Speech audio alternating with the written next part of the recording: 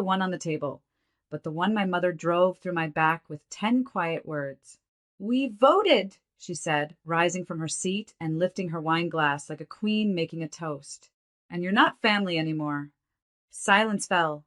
Then came the clinking of cutlery being set down. Then a pause. And then they clapped.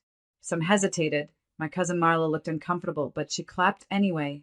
My brother grinned like this was the punchline to an inside joke. My aunt laughed loudest, like she'd been waiting years for this. I looked around the table, this table I helped pay for, in a house partially bought with the savings I once handed over, just until things get better. Faces I had fed, supported, comforted when things fell apart. My seat suddenly felt cold. I blinked once. No tears, just a strange stillness settling inside me. My mother stared at me with a smug calmness. "It's nothing personal," she added, as if that made it better. "We just think it's time you learned that being useful doesn't mean you belong." I could feel my heart pounding, not out of pain, but out of clarity. I stood up slowly, smoothing the fabric of my dress, and reached into my bag. They all watched with mild curiosity. I pulled out a thick folder, a pale beige one, crisp and heavy. I placed it gently on the center of the table, right next to the half-carved turkey. "Then I guess," I said softly, "you won't need this." My mother raised an eyebrow, reached for it with a smirk still dancing on her lips. She flipped it open, and then she screamed, a sharp, guttural sound, not of fear, but of shock and fury. It sliced through the room like broken glass. My brother stood up, alarmed. "What the hell is this?" She kept flipping through the pages, her voice climbing. This is a joke, right? This isn't legal. You can't do this." But I could, and I had. They didn't know that while they were plotting to vote me out like a bad habit, I had already written them out of the foundation they stood on.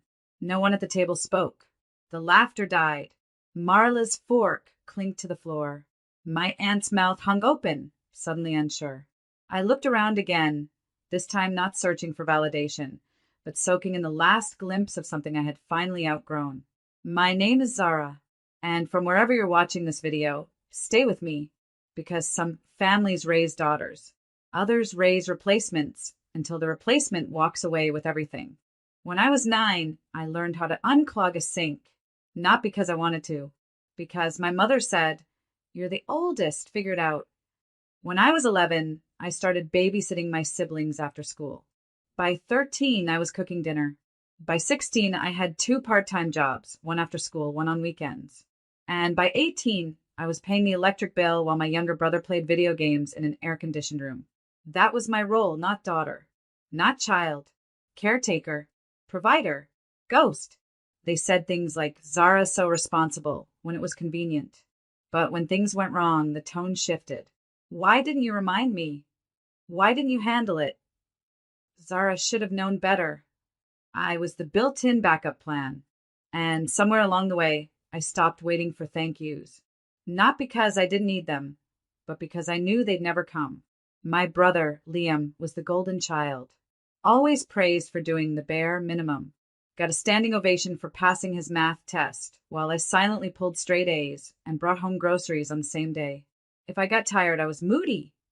If he got tired, he was overwhelmed. Even when I tried to speak up to say, "I'm stretched too thin," my mother would sigh and say, "You're just being dramatic. Your siblings are younger. They need you." But I needed someone too. She never saw that. To her, I wasn't someone you comforted. I was someone you relied on.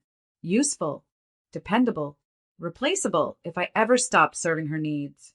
She never hugged me unless someone else was watching. Never once asked about my dreams. I was the child who did, not the child who was. And the older I got, the more invisible I became. Even when I moved out for college, on a partial scholarship I earned entirely on my own, she called me every week.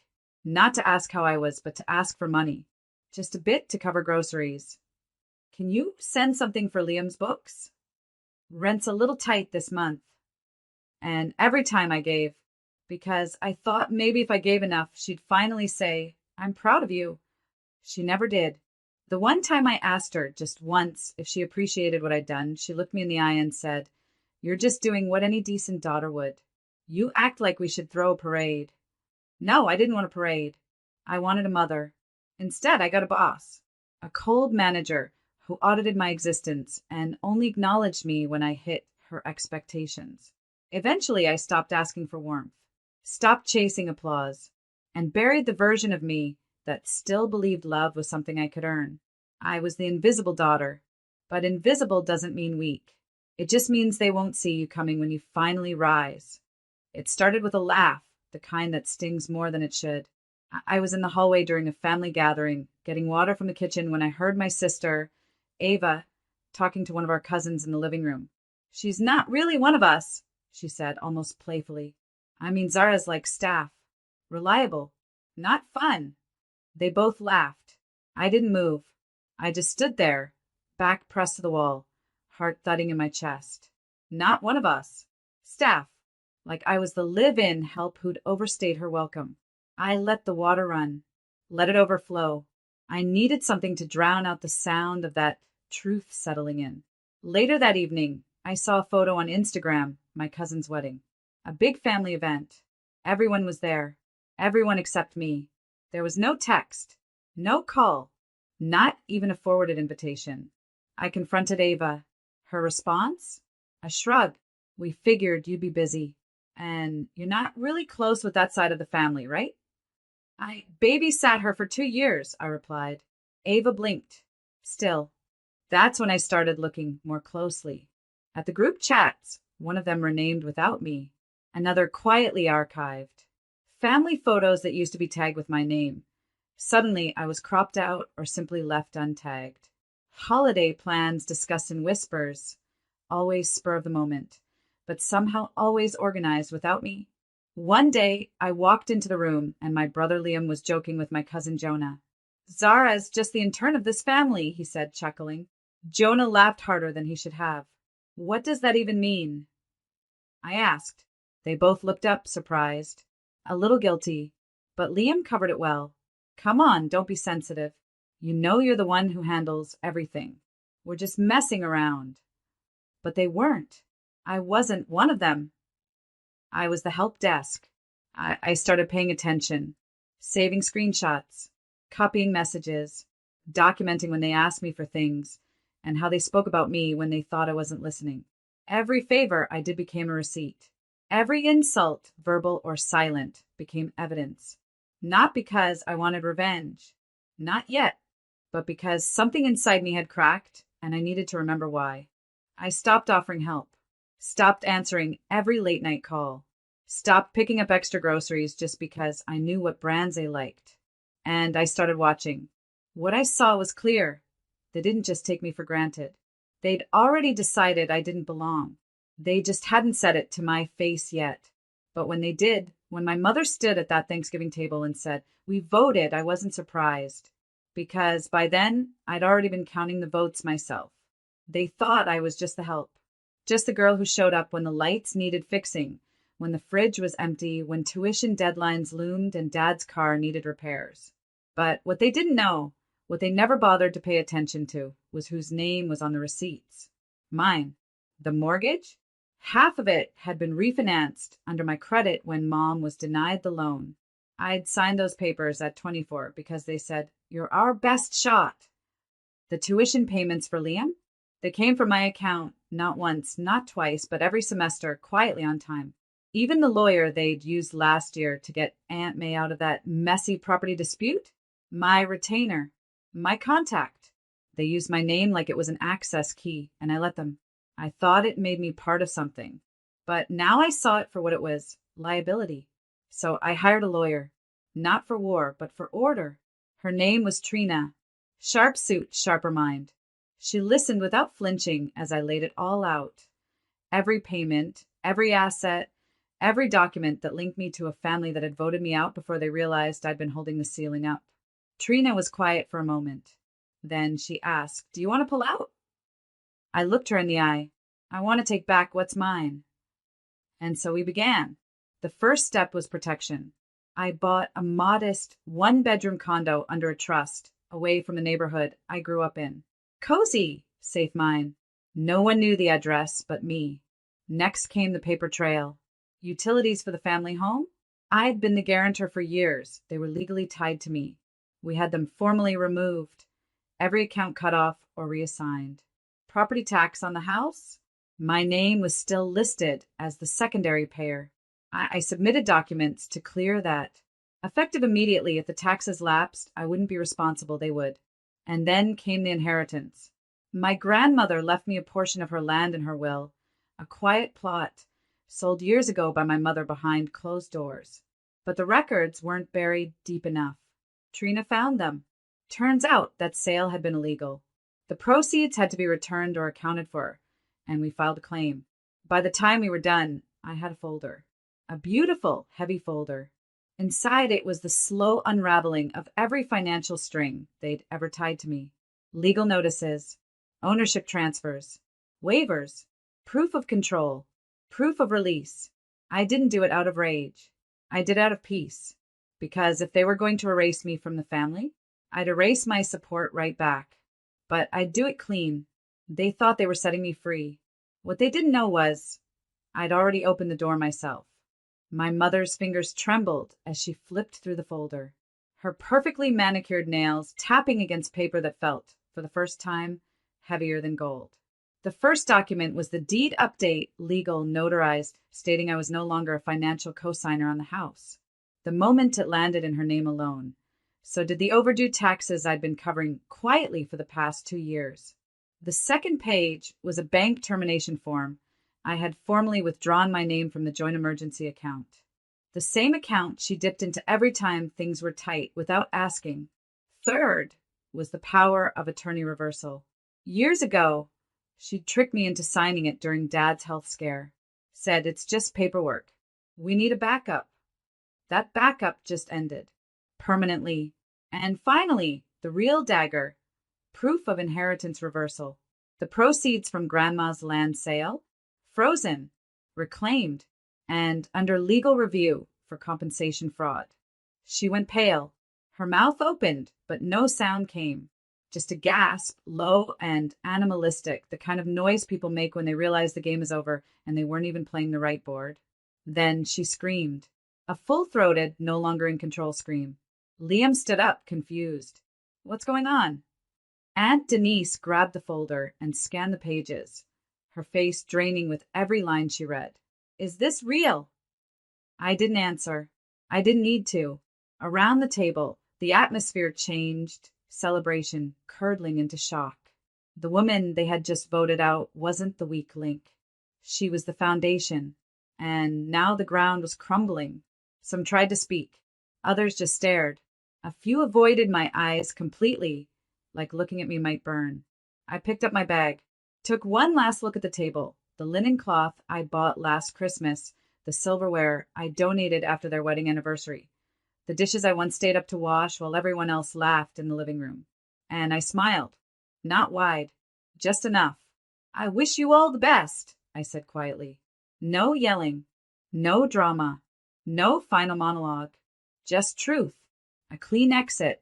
I turned and walked out, past the dining room, through the hallway, into the crisp November air. My heels clicked against the porch, steady, unbothered. Behind me, voices collided. What do we do now? She can't do this. Is this a joke?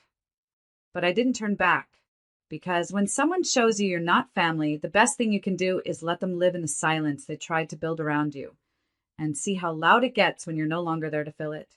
I stepped into my car, closed the door, and exhaled. For the first time in years, I felt light. 3 weeks later, a red notice was taped to the front door of the house I grew up in. Property under review for tax seizure.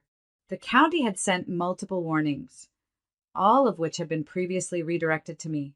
Quietly, I'd been paying them to protect the home, even though I wasn't living there.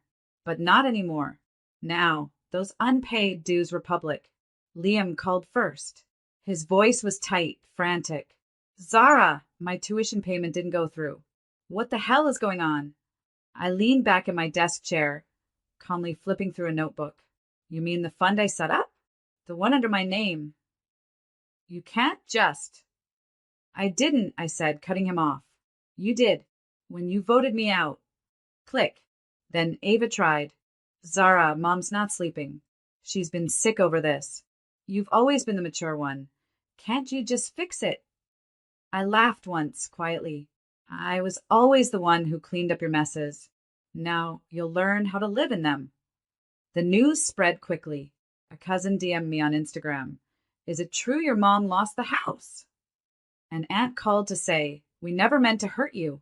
Even Uncle Hassan, who hadn't called in 5 years, sent a voice note that started with, your mother's not well, and ended with, maybe you've made your point. But I hadn't done it for a point. I'd done it for peace. And that peace meant no longer carrying guilt I didn't earn. When Mom finally called, not texted, not emailed, but actually called, I let it ring 4 times before answering. Her voice was brittle.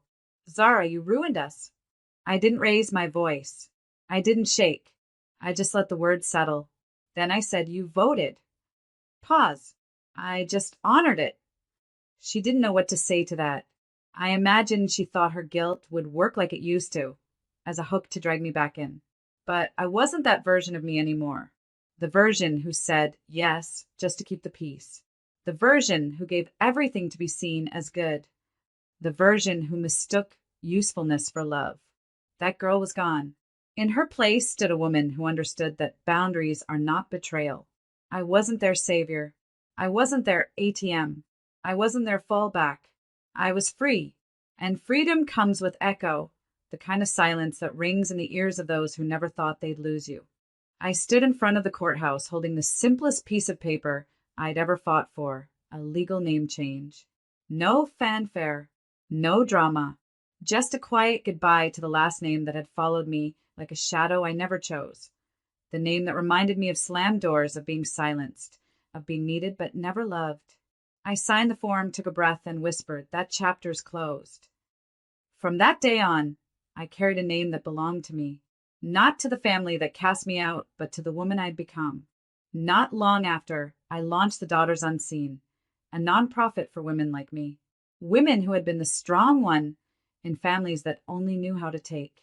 Women raised in silence, told to shrink themselves, then blamed for the cracks in everything. We offered workshops, legal guidance, storytelling circles, healing retreats. But more than that, we offered validation. Because sometimes the greatest gift you can give a woman is to look her in the eyes and say, you were never the problem. I shared my own story in an essay called The Vote That Freed Me. It went viral. Thousands of shares. Emails from strangers who said, this is my life. Messages from women who had never told a soul what they'd been through until they read my words. Suddenly, I wasn't invisible. But more importantly, I wasn't alone. I found people who didn't expect me to earn love with labor. Friends who showed up without asking for anything. Women who called me sister, not because of blood, but because we'd bled the same way. And somewhere along the way, my smile came back. Not the polite, practiced smile I wore at family dinners. Not the tired, I'm fine, smile that masked exhaustion. But a real one. Soft, quiet, mine. For the first time in my life, I didn't need anyone's permission to exist. I wasn't just surviving anymore. I was building, reclaiming, living. And this time, everything I built had my name on it. 1 year later, the scent of roasted vegetables and cinnamon filled my apartment, my home. The table was set with mismatched plates. Laughter echoed from the kitchen, and the living room glowed with candles instead of tension. It was Thanksgiving, but this time, no one was performing. No one was waiting for me to clean up after them. No one whispered behind my back. No one held a secret vote about whether I deserved a place at the table. These people, my friends, my chosen family, brought food, stories, warmth. We clinked glasses over shared healing and cornbread. Midway through dinner, Cam, my friend from the nonprofit, leaned over and asked gently, "Do you ever miss them?" I paused, not because I didn't know the answer, but because I finally felt free enough to say it out loud. "No," I said, "because I never had them." She nodded, no judgment in her eyes, just understanding. After everyone left, I stood alone in the hallway, barefoot, wine glass in hand, letting the quiet settle. Not the suffocating kind, but the peaceful kind, like exhaling for the first time after holding your breath for years. I looked at the frame I'd hung earlier that day. Inside, it was the first page from the folder. The deed transfer, the start of my freedom. I'd mounted it like art, not out of spite, but as a reminder of the moment I reclaimed my life. The pen I used to sign those papers now sat in a shadow box beside it. And I smiled, because now every door in this home opened with my key.